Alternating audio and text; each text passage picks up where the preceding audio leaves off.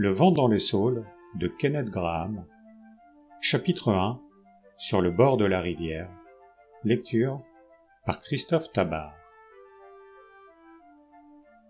Comme chaque année à pareille époque, au début du printemps, Monsieur Taupe, car tel était son nom, avait entrepris de nettoyer à fond son petit logis. Ce charmant animal avait travaillé dur toute la matinée. D'abord avec un balai, puis avec un chiffon pour ôter la poussière. Ensuite, grimpé sur une échelle, sur un escabeau, et même sur une simple chaise, et armé d'un pinceau et d'un seau de lait de chaux, il avait tout badigeonné.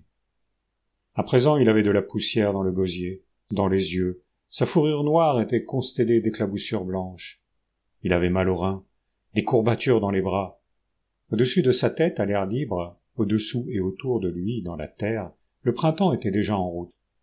Il faisait pénétrer jusque dans la petite maison de Taupe, si sombre, si modeste, cette atmosphère d'attente fébrile et enchantée qui caractérise le renouveau.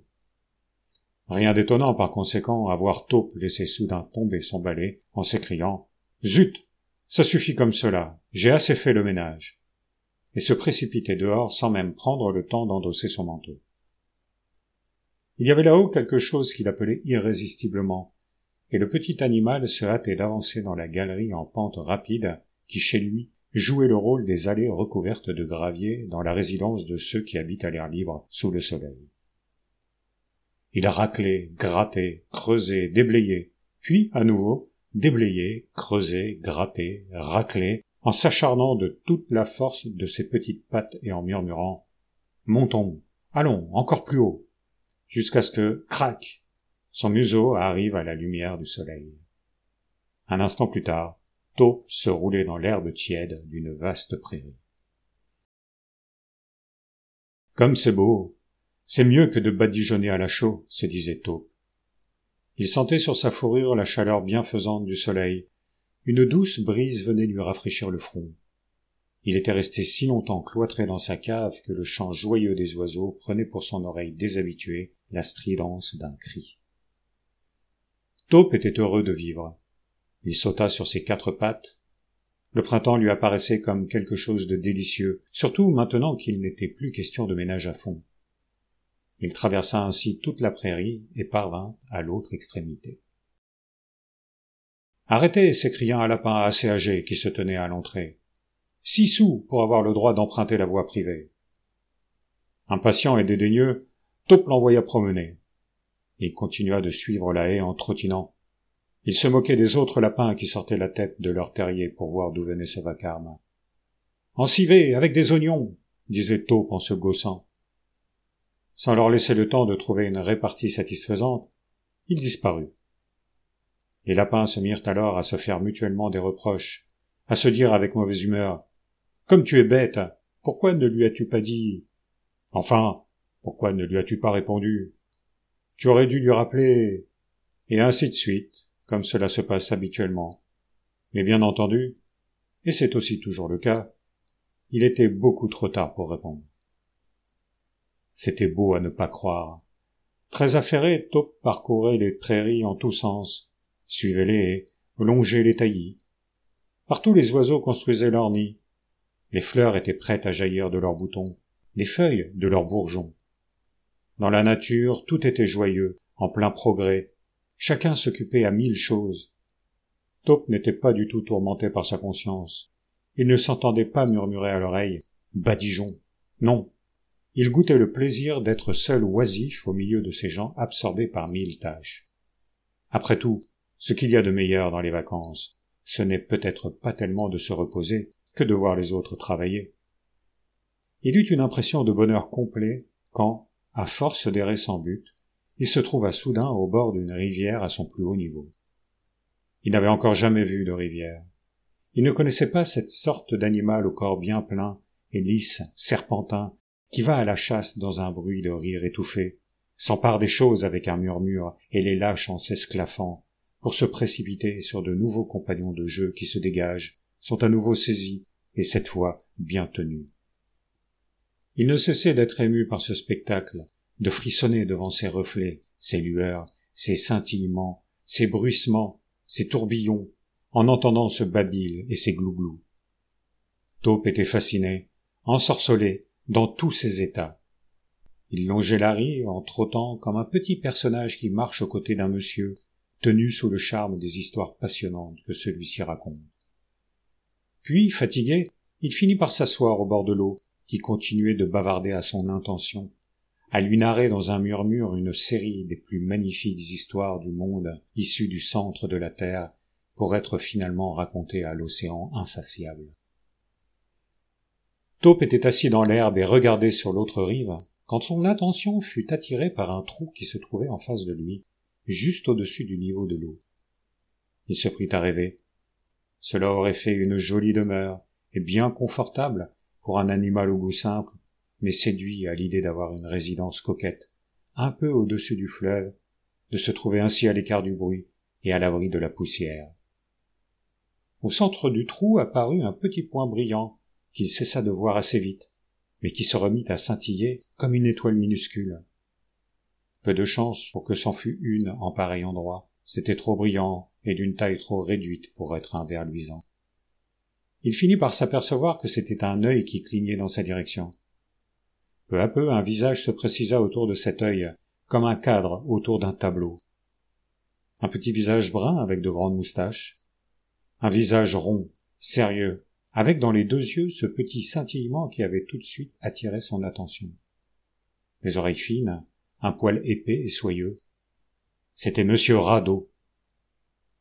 Les deux animaux restèrent à s'examiner d'un air méfiant. « Bonjour, Taupe, » dit le radeau. « Bonjour, Rat, » dit Taupe. « Vous aimeriez traverser la rivière » demanda Rat.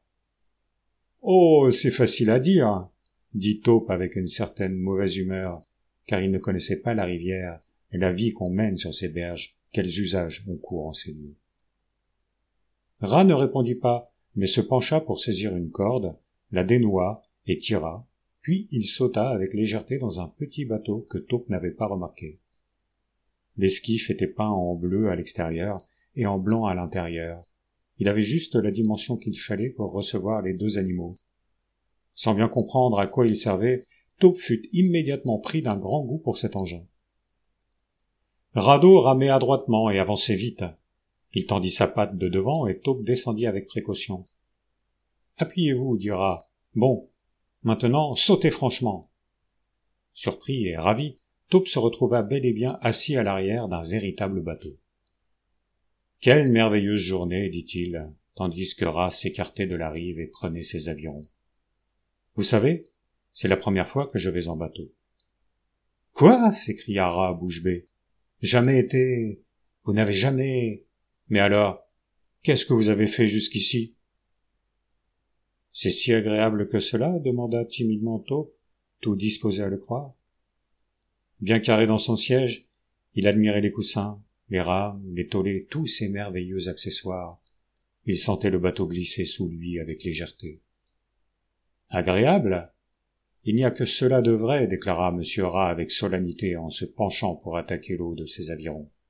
« Croyez-moi, mon jeune ami, il n'y a rien, absolument rien, qui soit même à moitié aussi agréable que de faire du bateau. » Bricoler, patauger, et il poursuivait d'un air songeur.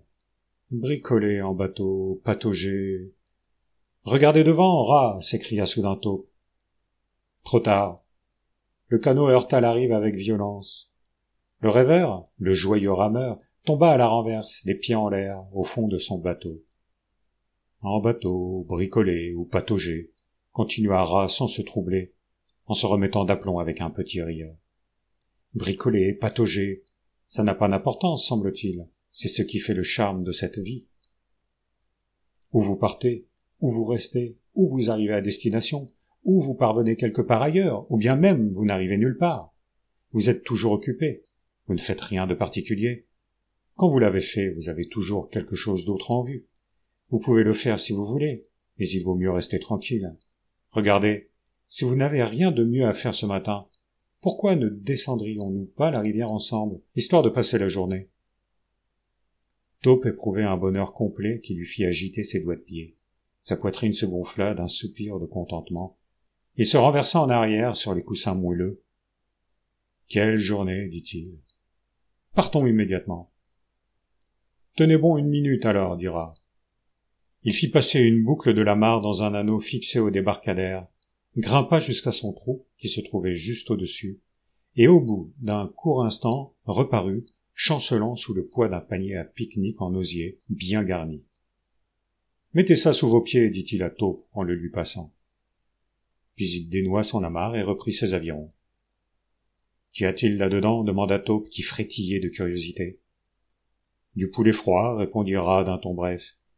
Langue froide, jambon froid, cornichons, salade, petit pain mollet, sandwich, cresson, viande salée, bière au gingembre, limonade, soda. Arrêtez, arrêtez s'écria Taupe extasié, c'est trop. Vous croyez vraiment demanda Rat avec grand sérieux. C'est ce que j'emporte toujours dans ces petites excursions. Et les autres animaux sont sans cesse à me dire que je suis avare et que je lésine. Taupe n'avait rien saisi de ce que l'autre disait. Son attention était accaparée par la nouveauté de cette vie avec laquelle il était en train de faire connaissance. Il était grisé par le scintillement, les ondulations de l'eau, les odeurs, les bruits, le soleil. Il laissait traîner une patte dans l'eau et faisait de longs rêves éveillés. Rat, comme un bon garçon qu'il était, ramait régulièrement et s'efforçait de ne pas le troubler dans ses réflexions. « J'aime énormément votre costume, mon vieux, » dit-il au bout d'une demi-heure environ. « Je vais m'acheter un smoking en velours noir un de ces jours. Enfin, dès que j'en aurai les moyens. »« Je vous demande pardon, » dit Taupe en se ressaisissant. « Vous allez me trouver très mal dégrossi, mais tout cela est tellement nouveau pour moi. Ainsi, ceci est une rivière. »« La rivière, » répondit Rat en le reprenant. « Et vous habitez vraiment au bord de la rivière ? Quelle vie amusante !»« Au bord, avec elle, sur elle et dedans, » dit Rat. « Pour moi, c'est mon frère et ma sœur, et mes tantes, et ma société, et ma nourriture, et ma boisson, et, naturellement, mon lavoir et mon cabinet de toilette. C'est mon univers, et je n'en souhaite pas d'autre. Ce qu'on n'y trouve pas ne vaut pas la peine qu'on le possède. Et ce qu'on n'y connaît pas ne mérite pas d'être connu. Seigneur, quel bon temps nous avons passé ensemble, la rivière et moi. Que ce soit en hiver ou en été, au printemps ou en automne, il y a toujours près de la rivière des choses amusantes et passionnantes. En février, au moment des crues, ma cave et mon rez-de-chaussée sont envahis par un liquide qui n'est même pas bon à boire. Une eau jaunâtre entre par la plus belle fenêtre de ma chambre à coucher. Ensuite, elle se retire en laissant des plaques de boue qui ont l'odeur du plum cake. Les joncs et les herbes bouchent les rigoles, et je peux me promener à pied sur la plus grande partie du lit de la rivière, trouver de la nourriture toute fraîche et des choses que des gens sans soin ont laissé tomber de leur bateau. Mais ce n'est pas un peu triste par moments, se risqua à demander Taupe. Il n'y a que vous et la rivière, personne d'autre avec qui échanger un mot? Personne d'autre avec qui... Bon, je ne veux pas être sévère, dit Rat en s'efforçant à la patience. Tout cela est nouveau pour vous, vous ne pouvez donc pas savoir. De nos jours, le rivage est si fréquenté que beaucoup de gens le quittent définitivement. Oh non, ce n'est plus comme dans le temps. Les loutres, les martins-pêcheurs, les grèbes, les poules d'eau sont là pendant toute la journée à vous demander sans cesse de faire quelque chose, comme si on n'avait pas déjà assez à s'occuper de ses propres affaires. « Et qu'est-ce qu'il y a de l'autre côté » demanda Taupe en désignant de la patte un terrain boisé qui encadrait de sombre les prairies de l'autre rive. « Ça ? Oh, c'est simplement le bois sauvage, dit Rat sans insister. Nous n'y allons guère, nous autres les riverains. »« Est-ce qu'il y a des gens gentils par là ?» demanda Taupe avec un rien de nervosité. « Eh bien, répondit Rat, voyons. Les écureuils sont très bien. Et les lapins, du moins certains, car le monde des lapins est très mélangé. Et puis il y a monsieur Blaireau, bien entendu. Il habite au cœur de ces bois. Il ne pourrait vivre ailleurs, même si on le payait. Cher vieux Blaireau. Personne ne se mêle de ses affaires. Cela vaut mieux, ajouta-t-il, d'un air qui en voulait dire long. Mais qui pourrait se mêler de ses affaires demanda Taupe. Eh bien, il y a naturellement d'autres animaux, expliqua Rat avec une certaine hésitation. Les belettes, ainsi que les hermines, les renards. Ils sont tous bien dans un sens. Je suis très ami avec eux. Il arrive que nous passions la journée ensemble, quand nous nous rencontrons. Mais ils s'emportent parfois, c'est indéniable. Voyez-vous, vous ne pouvez pas vous fier entièrement à eux, c'est un fait. Taupe savait que dans le monde des animaux, il n'est pas de bon ton d'insister sur un ennemi qui pourrait survenir, ni même d'y faire une simple allusion, si bien qu'il passa à un autre sujet. Et ensuite, encore plus loin, au-delà du bois sauvage, demanda-t-il, là où tout est bleu, noyé dans la brume, où l'on aperçoit quelque chose qui ressemble à une ligne de colline, à moins que cela n'en soit pas une, et qui pourrait aussi bien être la fumée des villes. Ce sont peut-être des nuages en mouvement? Au-delà du bois sauvage commence le vaste monde, dira. C'est une chose qui ne nous intéresse pas, ni vous, ni moi. Je n'y ai jamais été, je n'irai jamais, vous non plus, si vous avez tant soit peu de bon sens. N'en parlez plus, s'il vous plaît. Bon, maintenant, voici notre bief. C'est là que nous allons nous installer pour déjeuner. Ils quittèrent le grand bras de la rivière et s'engagèrent dans ce qui, à première vue, semblait être un petit lac complètement entouré de terre. Un gazon verdoyant en garnissait les rives, des racines brunes en forme de serpents se reflétaient à la surface de l'eau tranquille. Ils avaient devant eux l'épaulement argenté et la chute écumante d'un barrage, côte à côte, avec une roue de moulin tournant inlassablement, elle-même contiguë du bâtiment du moulin en pignon grisâtre. L'air était plein d'un murmure apaisant et assourdi, interrompu de temps en temps par des voix claires, parlant avec bonne humeur. C'était si beau que Taupe ne put se retenir de lever ses deux petites pattes de devant et de s'écrier dans un sursaut d'admiration. « Oh mon Dieu!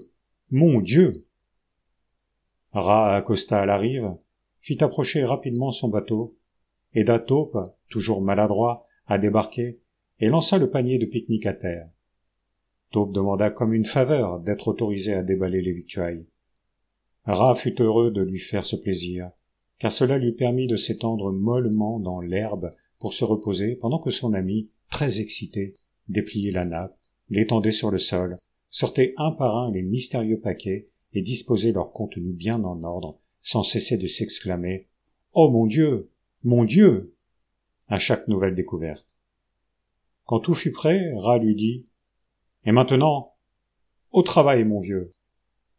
Taupe obéit avec grand plaisir en vérité, car il avait commencé son ménage à fond de très bonne heure, comme il se doit, et ne s'était pas arrêté un seul instant pour casser la croûte.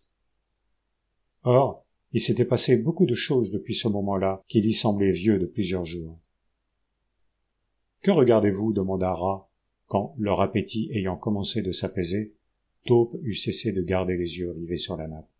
« Je regarde, » répondit Taupe, « une suite de bulles qui se déplacent à la surface de l'eau. Je trouve cela très drôle. »« Des bulles ? Oh » dit Rat.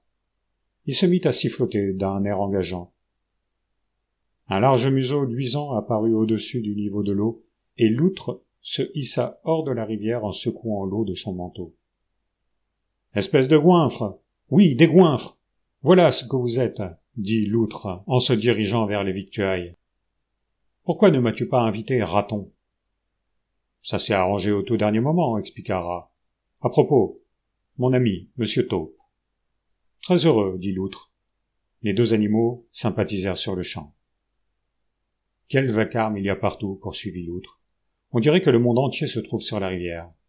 Je suis entré dans ce petit bras pour essayer de goûter un moment de tranquillité, et voilà que je tombe sur vous, mes amis. Du moins, je vous demande pardon, ce n'est pas exactement ce que je voulais dire. » Ils entendirent derrière eux un bruissement dans une haie qui avait conservé ses feuilles de l'année passée.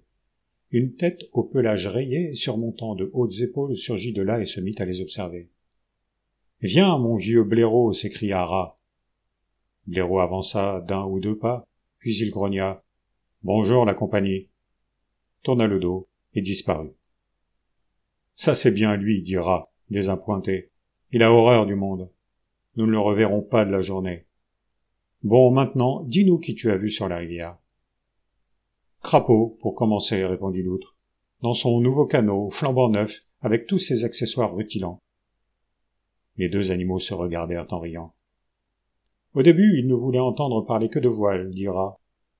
Il s'en est fatigué, et s'est mis au bateau à fond plat. Rien ne lui plaisait autant que de pousser sa gaffe pendant des journées entières, sans arrêt. Il en faisait toute une histoire, mais c'était un beau gâchis. L'année dernière, nous en étions au bateau aménagé en maison. Il a fallu que nous allions tous dans le sien, et que nous prétendions aimer cela. Il déclarait qu'il y passerait le restant de ses jours. Quoi qu'il entreprenne, c'est toujours la même chose. Il s'en fatigue et cherche alors du nouveau. C'est un si bon garçon par ailleurs, remarqua l'outre d'un air réfléchi, mais aucune stabilité, spécialement quand il s'agit de bateaux. De là où ils étaient, ils pouvaient apercevoir le grand bras de la rivière par-dessus l'île qui les en séparait. À ce moment précis, un canoë fit son apparition. Le rameur, à la silhouette courte et trapue, faisait jaillir l'eau en tirant de toutes ses forces sur les avirons et roulait pas mal. Rat se leva pour l'interpeller, mais Crapaud, car c'était lui, hocha la tête et continua de ramer imperturbablement. S'il ne cesse pas de rouler comme ça, il ne va pas tarder à tomber dans l'eau, dit Rat en reprenant sa place. Mais naturellement, ricana l'outre. Est-ce que je t'ai raconté cette bonne histoire sur Crapaud et le gardien d'écluse? Voici comment c'est arrivé. Crapaud... Un éphémère tourbillonnait à travers du courant avec cet air un peu ivre qu'affecte de prendre la jeunesse dorée des éphémères découvrant la vie. Un remous dans l'eau, un plouf, et plus d'éphémère. En même temps, on cessa de voir l'outre. Taupe croyait encore l'entendre, mais il baissa les yeux et vit qu'il n'y avait en effet plus personne sur le gazon où un instant auparavant l'outre était étendu. Rien à l'horizon. Toutefois, il y avait à nouveau une ligne de bulles à la surface de la rivière. Rat fredonnait un petit air. Taupe se rappelait que, chez les animaux, les usages interdisent de commenter la disparition subite d'un ami à aucun moment, pour une raison quelconque, et même sans raison. « Bon, dit Rat, je crois que nous devons partir. Je me demande quel est celui de nous deux qui rangera le mieux le panier à pique-nique. » Il ne parlait pas comme quelqu'un qui a terriblement envie de le faire lui-même. « Oh, s'il vous plaît, laissez-moi m'en occuper, dit Taupe. » Bien entendu, Rat accepta. Emballer les affaires dans un panier à pique-nique, ce n'est pas aussi agréable que de les déballer, mais Taupe était bien décidé à s'amuser de tout. Cependant, une fois le panier rangé, la courroie bouclée, Taupe vit une assiette qui le narguait au beau milieu de l'herbe. Quand il crut encore une fois avoir terminé, Rat lui montra une fourchette que personne n'avait vue. Et, pour terminer, voyez-vous cela? C'était le pot de moutarde sur lequel il était assis sans s'en apercevoir. Cependant, l'opération se termina enfin, sans que personne se fût fâché. Le soleil était déjà bien bas quand Rat se mit à ramer doucement dans la direction de la maison. Il restait rêveur. Il se murmurait des choses poétiques pour lui seul. Il ne prêtait pas grande attention à Taupe. Celui-ci était repu, gonflé à la fois par l'excellent déjeuner qu'il venait de faire et par la fierté, la satisfaction qu'il éprouvait de lui-même. Il se sentait parfaitement à son aise dans ce bateau. Du moins le croyait-il. Et, de plus, il commençait à s'agiter. « Raton, s'il vous plaît, demanda-t-il. Maintenant je voudrais ramer. » Rat hocha la tête en souriant. « Pas encore, mon jeune ami. Attendez d'avoir pris quelques leçons. Ce n'est pas aussi facile que ça en a l'air. » Taupe resta tranquille 1 ou 2 minutes, puis il se prit à jalouser de plus en plus Rat qui ramait avec tant de vigueur et d'aisance. Son orgueil se mit à lui souffler à l'oreille qu'il pourrait faire aussi bien.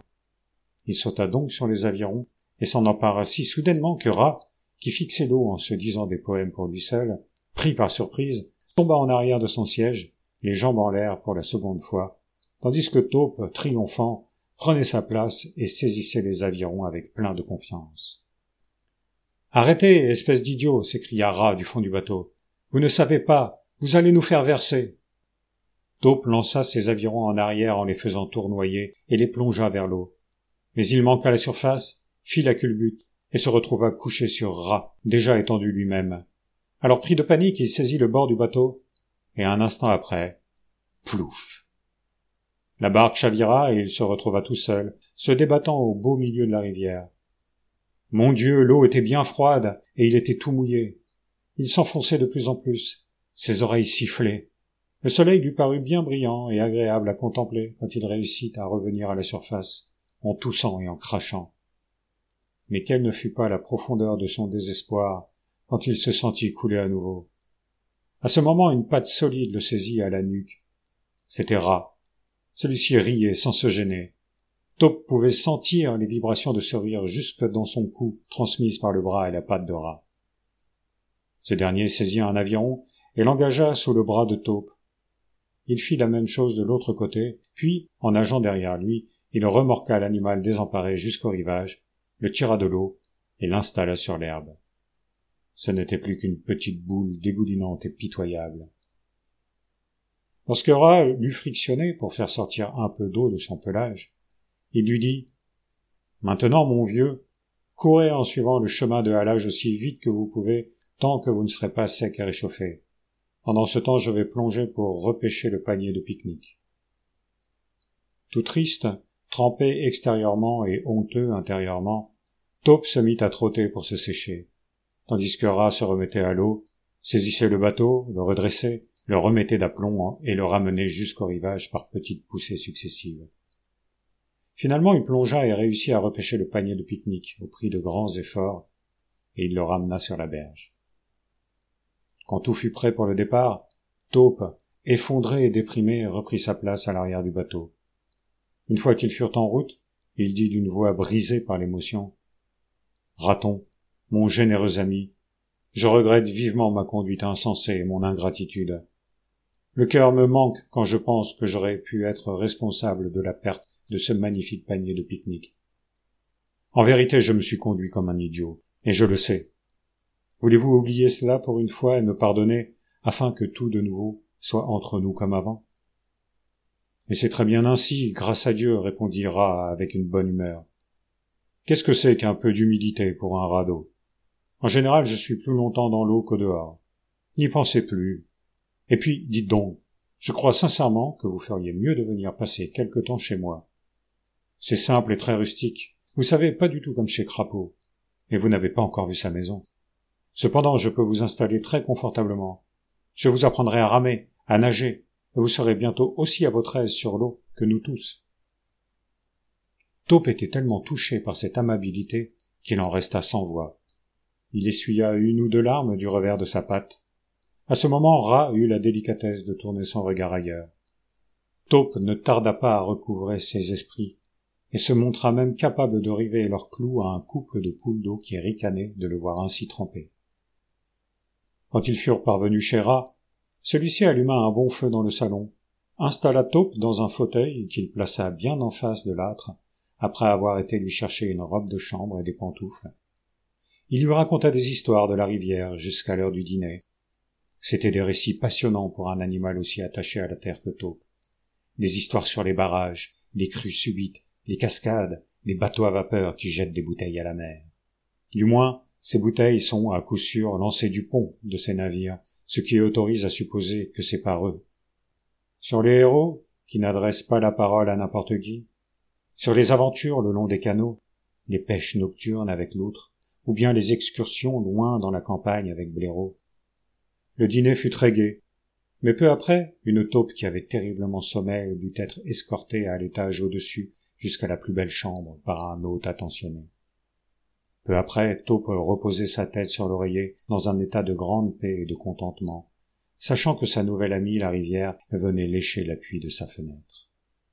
Cette journée fut suivie de bien d'autres semblables, chacune apportait à Taupe, maintenant émancipé, de plus en plus de choses intéressantes à mesure que l'été s'avançait. Il apprit à ramer et à nager. Il fit connaissance avec les joies de l'eau courante.